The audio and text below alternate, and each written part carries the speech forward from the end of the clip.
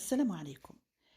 جريمة قتل بشعة راح ضحيتها شاب خلوق المدعو بالخير فريد، تم قتله على يد جاره، والسبب هو أن أم الجاني كانت قد أعطت قطعة من ذهب لزوجة الشاب المغدور من أجل أن يبيعها لها.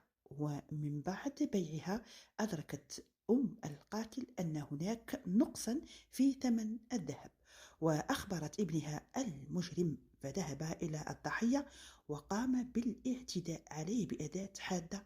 توفي على إثرها في جريمة هزت سكان حي بن حمزة ببومرديس. وحسب الأخبار المتداولة، الشاب الضحية ترك زوجة وابنة صغيرة تم التخلص منه بطريقة بشعة في أيام هي من أحب أيام إلى الله. نسأل الله المولى عز وجل أن يرحمه ويربط على قلب زوجته وأهله ويرزقهم الصبر